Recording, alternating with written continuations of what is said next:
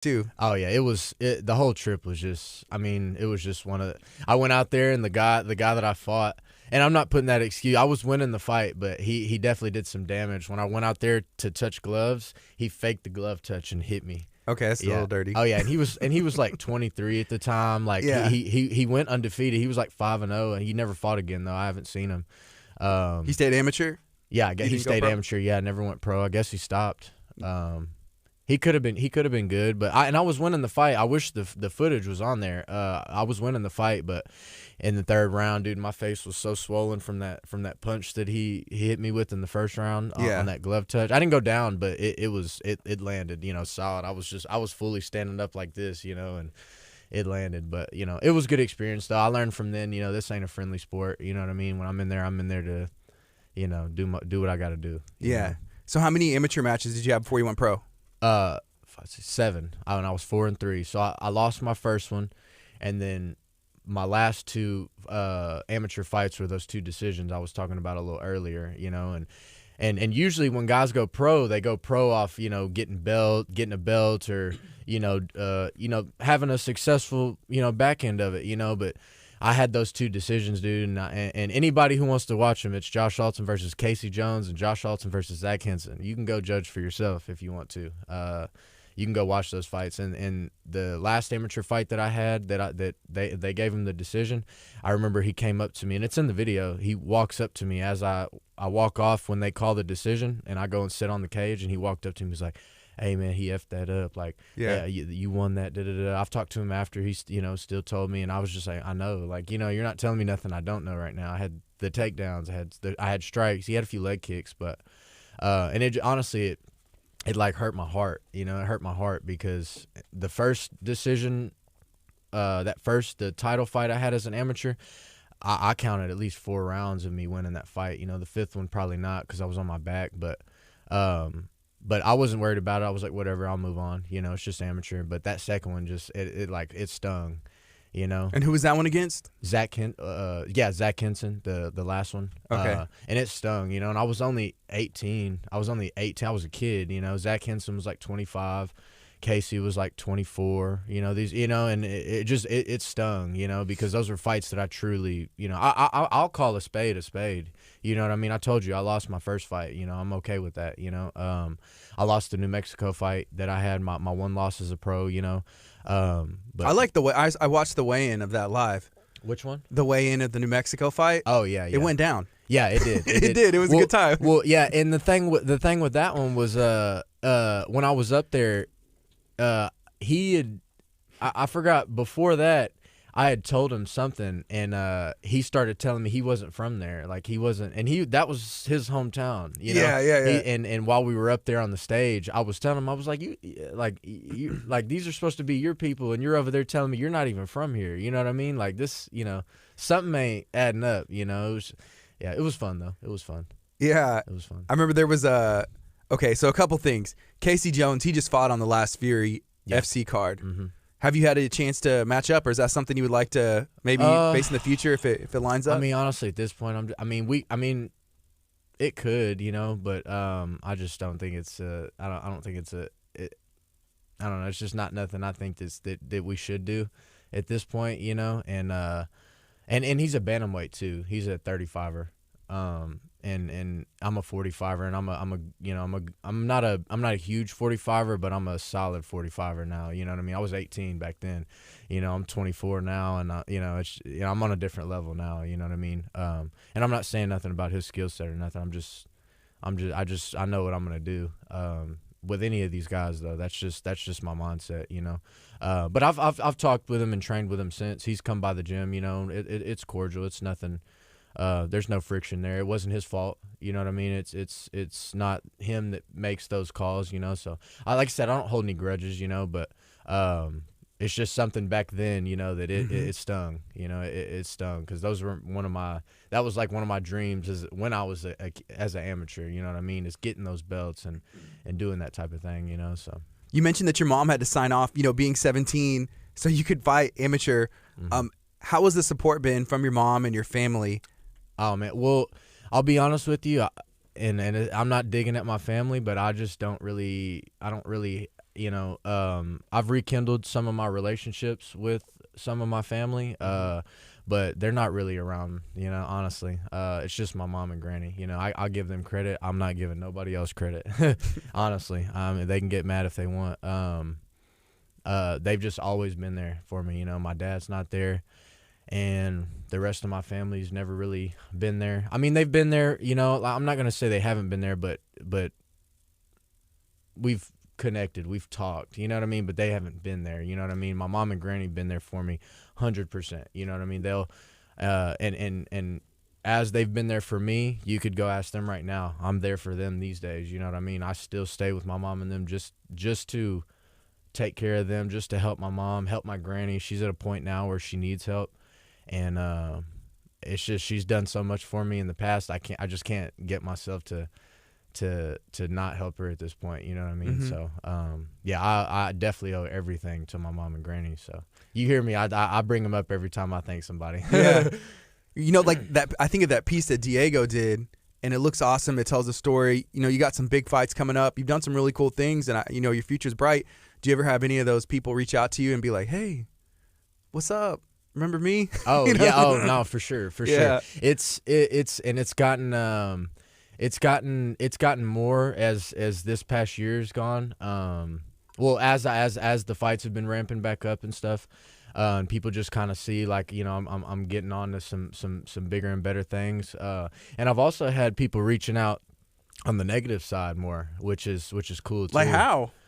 Oh man, just literally talking mess to me, like, you know, telling me I'm not gonna be anything, like telling me straight to my, not to my face, but telling me on the phone, you know, telling me I'm not gonna be anything, telling me I'm not nothing, telling me I need to work harder, telling me that I need to do better. And how do you handle that? What do you do with it? Oh, I wave it off. Those are the people that, you know, they wish to be in the position that you're in, you know, and that goes for anybody, you know, that's receiving stuff like that. You know what I mean? I'm not in the position where I want to be or where I'm going yet, you know, and I've already got people telling me stuff like that, you know what I mean? And telling me directly, you know, and a couple of them are people that I had respect for, and even, you know, would never look at them in that way, you know what I mean? And like I said, in these past couple of months, they've revealed how they really are, which is good though. You know, yeah, on one hand, it's good that you know that, exactly. And at least they're saying it not necessarily to your face, but directly to you instead of behind your back. No, 100%. And then you know, like, okay, it is what it is. Yeah, exactly. You got goals. Exactly. Right. And I don't let it bother me, honestly. I'm not gonna let somebody's output mess with my input. You know what I mean? I'm just not one of them. You're not gonna bother me. You know, I've been fighting and doing this for so long. You know, I've got almost 13 years under my belt, you know, already.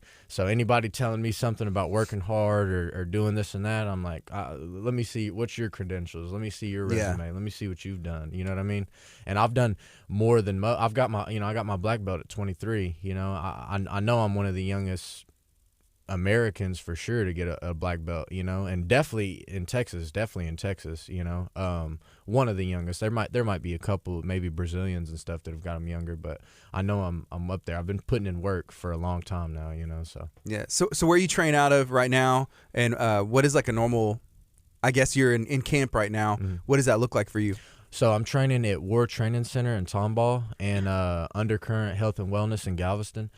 Regular day for me, I'm usually training twice a day.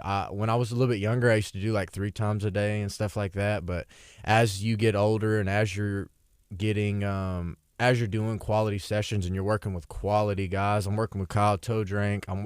I could go down the line of guys that I'm working with UFC guys on the daily, out there at War. And when you're training with the quality of people that I'm training with, you can't always just go 100% at all times. You know, you have to, like right now, my legs are killing me. I was doing sprint workouts and stuff yesterday. I got sparring this weekend, you know.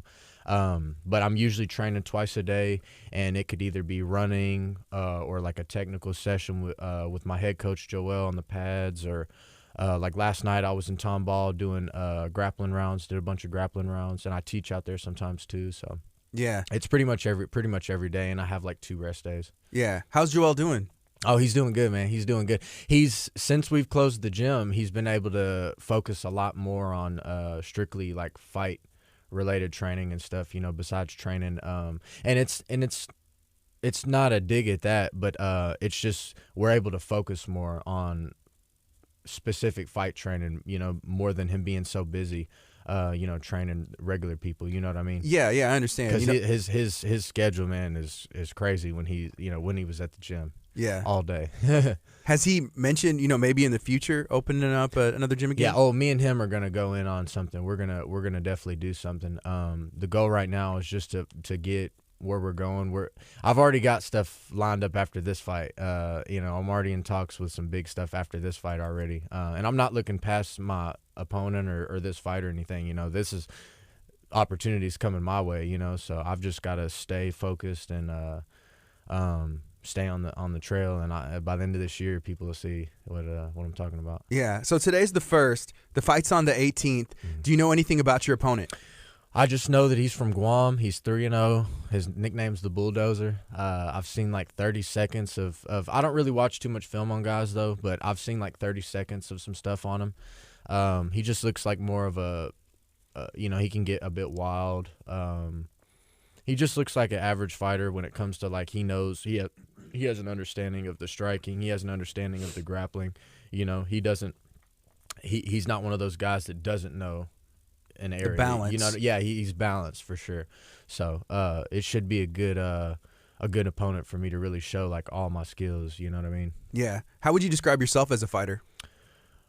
Honestly, balanced, but very highly skilled balance. Like I can go roll with top level jiu-jitsu guys. I've done very well with some very known world champions in jiu-jitsu in the gym. I can go box with world-class boxers. I can go kickbox with kickboxers. I can go do judo with judo guys. I can wrestle with wrestlers. You know what I mean? I wrestle with Division I wrestlers on the daily. I really can. It's not me like just talking myself up. I'm doing this daily. You know what I mean? So I'm definitely a balanced fighter, but very highly skilled in each area. And all my past fights, I've been able to show some stuff, but it's nothing to how I'm gonna be doing it in these next ones. Okay, let's talk nutrition because I see you post these meals and they look delicious. What do you eat and to stay in shape? Because I remember, okay, one quick story, and this is a post you made during the Texas freeze. There's no electricity in 90% of the county, if not more. Mm-hmm. And I see you out, you're like, hey, got to get it in or whatever. And you're running in the snow. Yeah, there's ice. Yeah. You're still working out, still training. What does that nutrition look like for you? So I get my food through AJ's Fine Bites, and he's been a huge help. A lot of it's got to do with lean proteins, vegetables, good carbs, white rice, quinoa, stuff like that. Good lean foods. I'm not trying to. You need to get your calories, but it needs to be good calories, you know what I mean? It needs to be good food, So I'll wake up. Sometimes if I'm not training in the morning, I'll fast sometimes just to, I'm kind of into the fasting thing sometimes, so I'll fast sometimes, but if not, I'm usually eating 3 to 4 meals a day and then kind of little energy snacks throughout that. Yeah. So are you looking to maybe change up anything in your diet in the future? I'm definitely one of those people. I research a lot, when I'm not training or working or something. I do a lot of research on just all types of different stuff. Honestly, I do a lot of research on different things that you wouldn't even think. Have you always been that way? No, honestly, I think it's just as I've gotten older, just as you get older, you get a fascination for different things, I like the Holocaust. For some reason, it just fascinates me so much. Just how crazy it is, the evil, how crazy it was, And it's good to know that stuff, so that way you can see the patterns and see what's what are possible. We living in now. That's we talk about hey, we're living in these historical events, so people they're gonna write the history about what's happening now. No, so it's good to know. Yeah, but 100%. And to see that type of things that what can happen, what people are capable of. You know what I mean? And I'm telling you, and it's nothing I've never been like a historian or whatever, as a kid. As I've gotten older, I've just kind of gotten into stuff like that. I study plant-based eating and all that stuff now. So are you playing around with that maybe in the future, you think? Well, a lot of my snacks are very organic, alkaline snacks and stuff. I'm definitely in the future moving towards that. It is a hard switch, on the American way of eating, just how we're used to eating, so but one day I definitely want to do it because I just think it'll be good for not only me but everybody. Yeah. When would you make that switch? Like, obviously not now because you have a fight on the 18th, but like maybe later. Yeah, I'd probably have to have some free time from fighting. You know what I mean? Just some time to be able to experiment and be able to really see like how my body reacts, on a daily regimen of eating like that, because I still don't know how that is. You know what I mean? So I'll definitely have to have some free time from out of camp or something to play around with that. Okay. Do you have any predictions for that fight on the 18th? How it's gonna go? I've always like every fight I want to knock out. Like every fight I want to knock out, and I don't have a knockout on my pro record yet. Every fight I want to knock out, but I'm just, dude. I'm telling you, my game is so, I'm so tight on my game. I just can't even. But I can tell you, I think I'll either finish it. I think I'll finish it early. And these are 5-minute rounds. As an amateur, it's 3 minutes. As a pro, it's 5, and it's a long 5 with me. So I could see it definitely ending in the first or second. 3 rounds? Sure. Yeah, it's 3 rounds. And there are tickets available, right? Yes, sir. Yes, sir. And you can get them from me, or you can go to furyfightingchampionship.com, and when you buy them online, you can select me as your fighter. Yeah. Hosanna Rule, she did that website, rebranded it, and she does all these flyers. They look amazing. They look sick. Yeah. Yeah. No. All the promo and all the media and everything for Fury is top of the line. It's they've definitely grown in such a good promotion. You know what I mean? A top promotion. Yeah. You see like these promotions, these local ones. Last year they kind of had to pull back a bit, but it gave them some time to work on branding and some other things and brainstorm for when we were allowed to be open and have events again. Were you itching to fight? I'm sure a lot of fighters like, what do we do now? Yeah. Well, so I had right when Corona had started, right before Corona had started, I had got a fight scheduled with this guy. I'm not even gonna mention his name. Yeah. So I got a fight scheduled with him. Yeah. And he Corona happened, so that pulled it off, and of course I stay training. I'm one of those. I'm training year round. I train mostly every day, of the year without a fight, with or without. Yeah. And just bringing him back up, it was funny. So we rescheduled this fight, and he ended up pulling out with an injury. For this, it was supposed to be on 45. Yeah, he was supposed FC to be. 45. Yeah, he was supposed to be my opponent for this one, but he pulled out with an injury. I saw you post about that. Yeah, they got to go all the way to Guam to find somebody to fight you. That's what. Okay. Oh yeah. Well, so yeah, that's a whole nother story now, because the guy I was talking about that I was supposed to fight before Corona, he just got the bug. You know what I mean? He wanted out of that one. And I'm not just talking that. Me and the promoter and a couple other guys know what the deal with that is. But yeah. So once I got this fight going, they had went to multiple guys. I don't know the number exactly. I don't want to say a number, and put guys out there. But there's a few names that I know personally who turned down the fight. And so it was hard getting a fight. It literally, we were on the last day of me before they were going to cut me from the card, and they got this guy from Guam, So I told them I'll fight whoever, I'm not really, I'm ready. The way that I'm training and the way that I've been preparing, I'm getting close to where I can just fight anybody, So right now I'm opening up my maps and I'm Googling Guam because I have no idea where it is. It's it's like a remote island. Oh my goodness. Yeah, it's out there. That's like, okay, so it's north. Yeah. I'm going to show you. If you're watching on social media, you'll see this. So there's Australia, and then New Guinea, and then there's Guam. And it's just this tiny little island that is just there. Yeah. They had to, so this dude's from Guam. Yeah. Are all his, I mean, you may not know this, but all his fights are out there. Yeah, they're all out there. And one thing I can say about him is, even though I don't know him, but knowing he's from a remote island like that, I'm already predicting him to have that, fighter's mentality, that heart of, being from a place like that, because I don't know much about Guam, but I know that it is a remote place. It's not like a, fully like here. You know what I mean? It's not a place like here. Probably no distractions. Yeah, so I know he's out there, doing his thing, and I'm sure he wants to better his situation and his family's, So, and it's no bad. It's no bad blood or anything, I'm just, but, we both got a job, and I'm going to do mine, So. Yeah.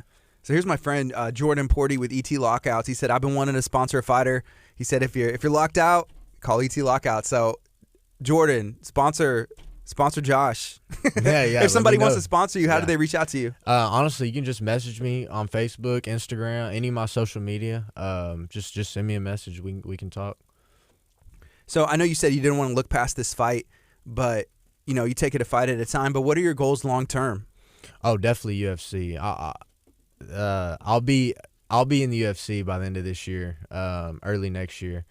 Depending on how dates and stuff go. But I'm in some good talks right now. I'm in some exciting talks. I'm in some life-changing talks. As long as I go in there and do my job, you know what I mean. If I do my job, I'll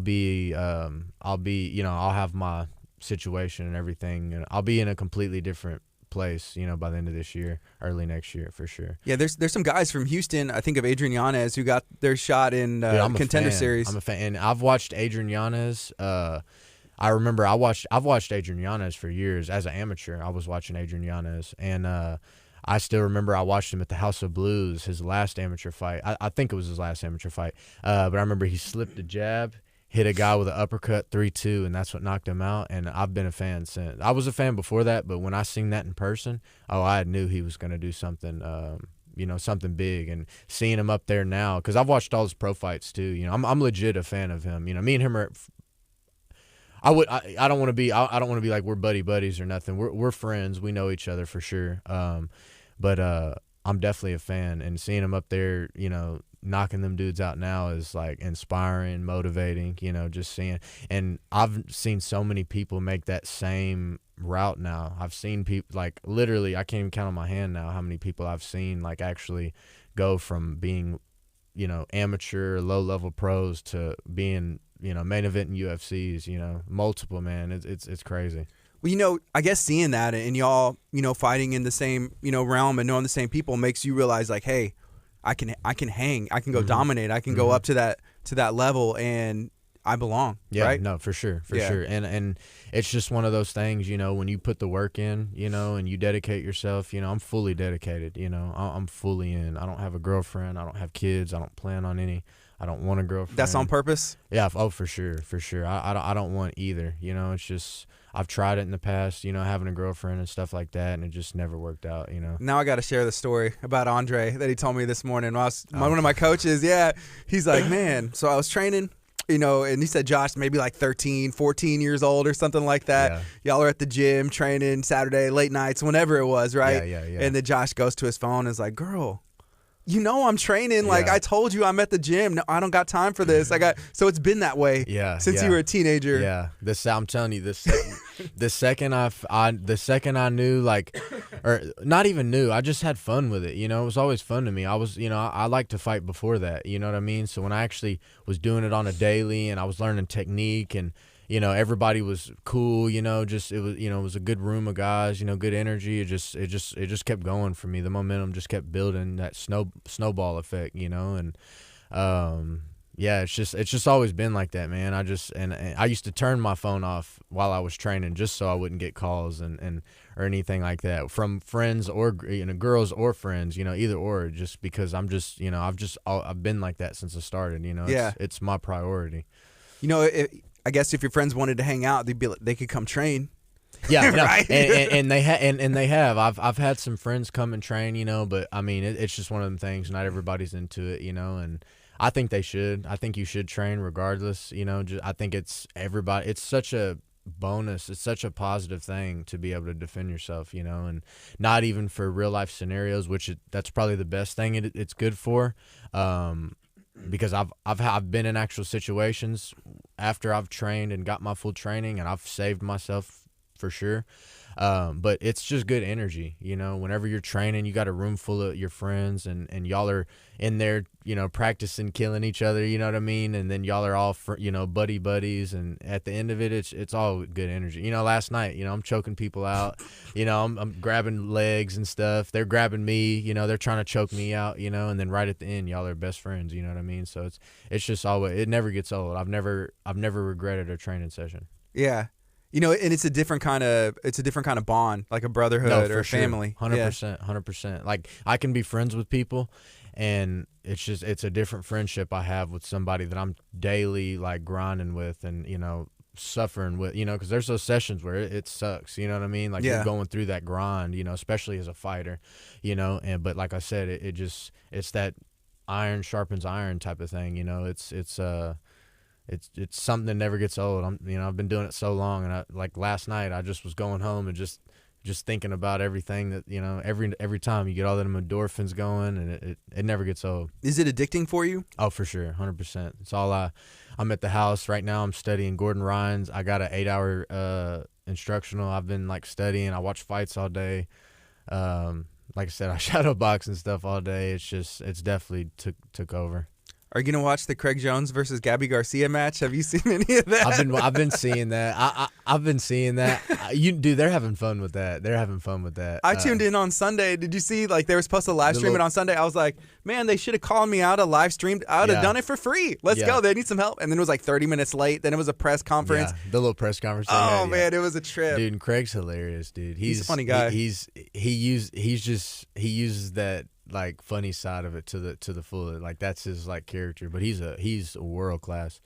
I don't know if you've watched much of Craig Jones, but he is a world class grappler. Like, he's up there. You know what I mean? He's right behind Gordon Ryan, easy. Mm-hmm. And Gordon Ryan's the best in grappling right now. Easy. Yeah.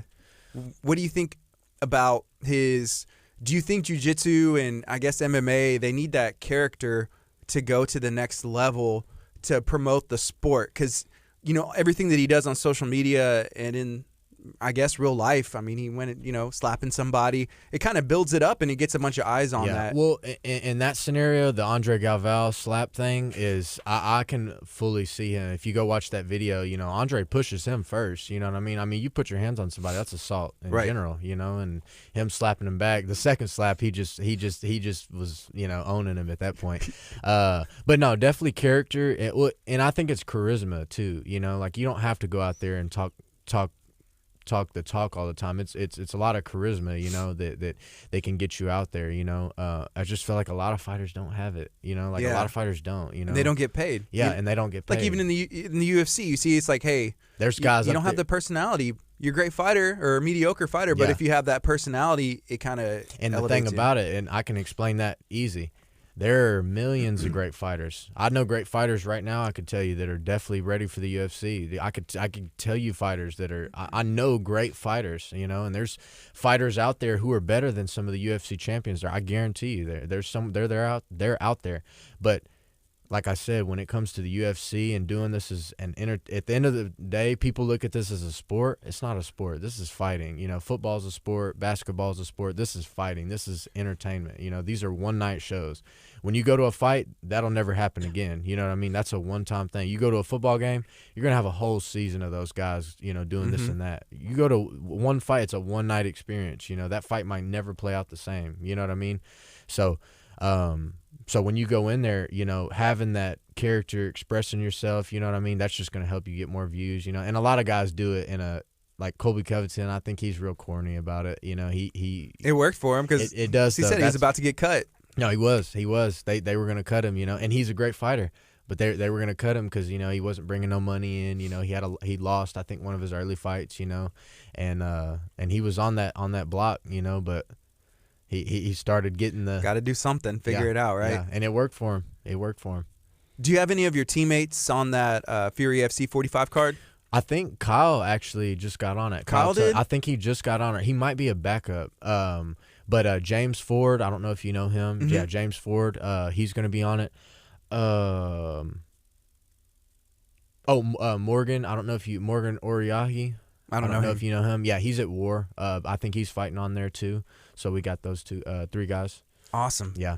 Awesome. And I mean, there's a lot that goes into it. If somebody was interested in training or they've seen a UFC fighter or Fury fight, what kind of advice would you give them if they said like, hey, maybe I want to go down that path? What would you tell them? To be a full fighter? Yeah.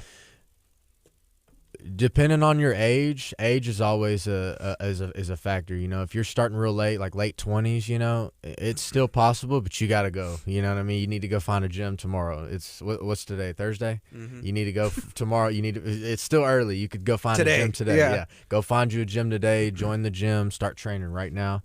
But if you're still young, you know, you just need to find a discipline. Find you a base first. Like I started with like boxing and stuff, but I definitely got heavy into grappling. And that's where I got my base at, you know, and it's just smart because you can always fall back to that if something fails, you know, like if I'm ever losing a fight on the feet, which I haven't lost a fight on the feet yet. Like I haven't had anyone busting me up or anything. But if that happens, I know I have a world-class grappling game that I can go to, you know what I mean? And I think it's just smart starting in like wrestling or jiu-jitsu, you know, and but there's plenty of strikers. Israel Adesanya, he has no grappling background, and he's one of the best, easy, you know. So just find a base, and the biggest thing, when I started, there were plenty of people better than me, plenty of people more talented than me, plenty of people that fought better just naturally than me, 100%. Plenty. But the biggest key for me was consistency. I never stopped. Like I always kept going. You know, I've took plenty of beatings. Hayden, one of my like pupils, I started him from a regular person.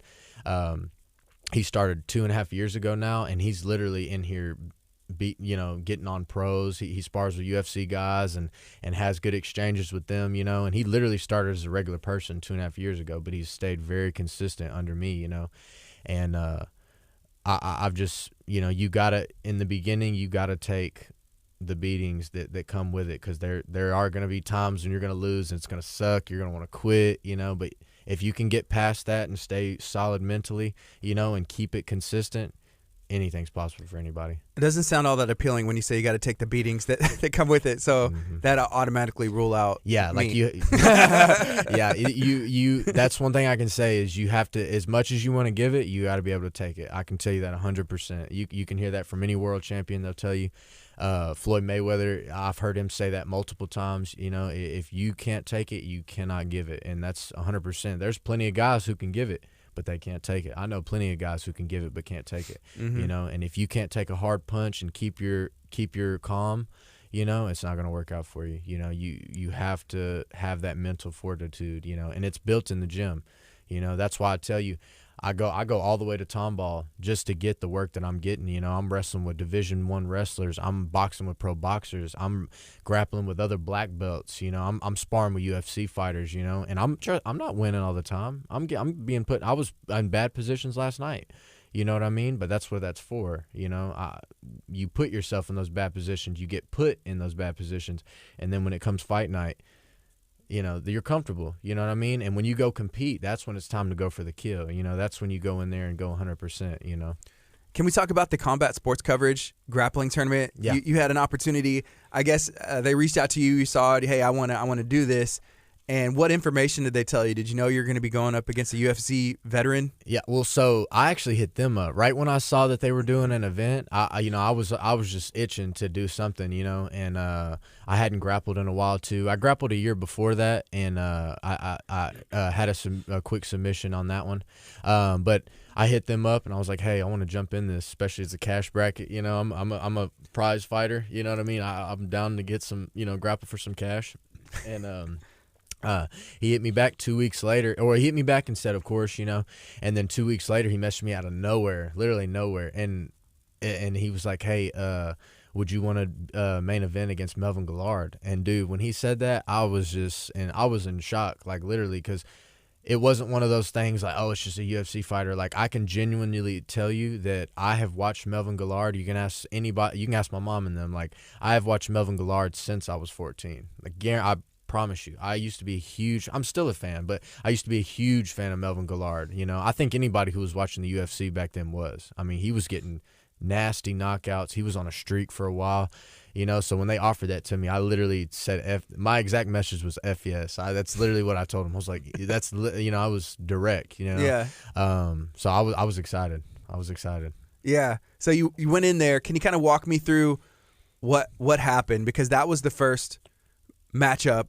And I mean, you probably could have been in the other side of the bracket if you chose to, but you requested, said, I'll take that first. They wanted to do the first match with Melvin because it was the main event, and they had a couple brackets before that, and they wanted to do that while they had all the people there and stuff. And you know, I'm down. Like I told you, I'm down. I know that levels. I'm ready for all that, you know. And then the biggest thing, because Melvin's not a big grappler, you know, but it was just. It's going against Melvin Gallard, you know what I mean? Like, it's keeping your head right, you know.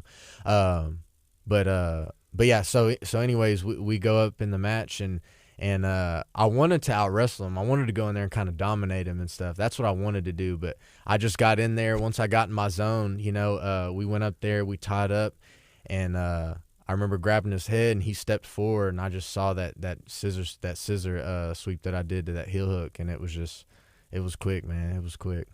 So it was just like instincts, like training. You've done it. Yeah, I've just done it over and over a million times. And I'm one of those guys. I'm not like, I'm sure you've seen fights, MMA fights and stuff, where guys are kind of stalling and stuff like that. That happens a lot. You know, I'm not one of those at all. You know, I'm a guy. I'm going for the kill. I mean, most all my fights are finishes. You know, I'm always going for the finishes. You know, and it's not that I'm just trying to be. I want to be exciting, but that's my mentality. I'm going in there for the kill every time. So whenever we walked in there and he stepped that foot forward, and I just seen it, it was just instant, you know. So it was one of them things. When I was walking onto the mat, I was in my head, I was picturing, like, if I'm actually fighting Melvin, how I would react in that type of situation, you know. And I was good to go, you know. We could have fought, you know what I mean, and I would have been okay with it, you know. That'd be cool. Yeah. You'd be open to that? Oh yeah, I'd be open to it. Yeah.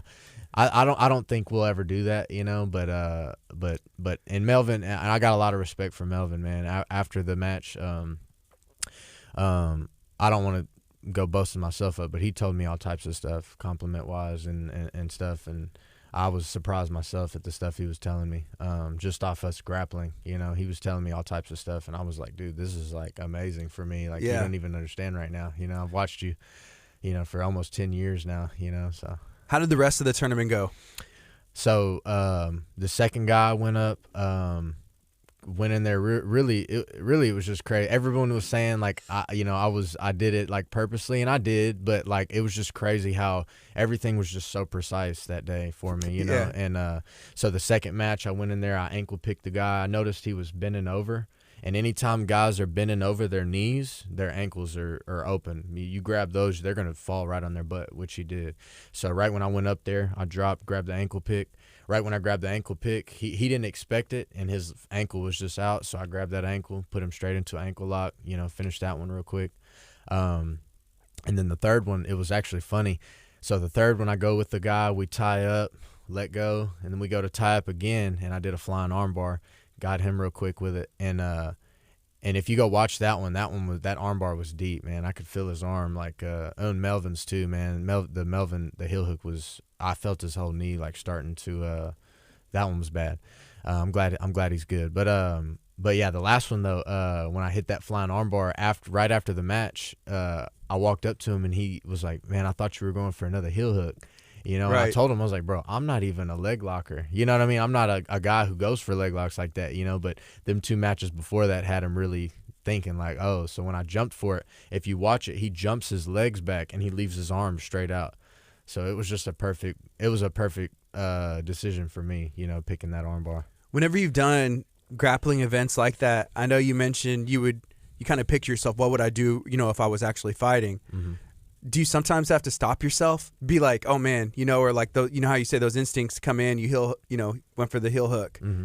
You know, what if like your instincts kick in and you went for like your mount and you're like ground and pound or something that? Nah. Well, I'm in control enough to where, you know, like I know, you know what I mean? Like, cause I do it so much, you know what I mean? I am in control. MMA, it definitely would be, different, like, I'm gonna go for all that. But yeah, if it's just grappling, I'm in control enough to still go for the kill without doing anything extra. Yeah, man. So the event, April 18th, it's going to be on UFC Fight Pass, and you can also get tickets to Bayou City Event Center. That's where it's going to be taking place. To Fury FC 45, Josh Superglue Altum, yes, sir, here in studio at KHEA. Is there anything else you'd like to share this morning? Man, I appreciate you having me. It's nice to finally be on here.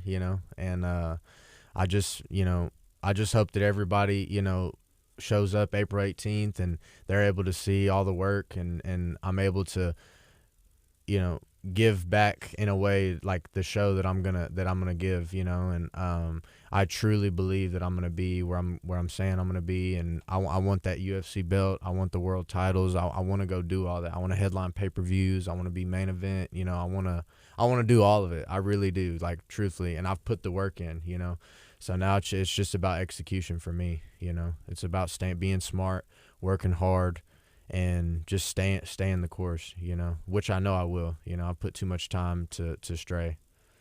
Awesome, man. Thank you for hanging out this morning. I appreciate you. Oh, yeah, anytime, bro. Anytime. This is KHEA Radio, 99.5 FM. All right, hey, Facebook, again, feel free to share this out and go check out Fury FC 45. Make sure you buy that, get some tickets from Josh. And if you want to sponsor, hit up Josh. Hit him up in the DMs, and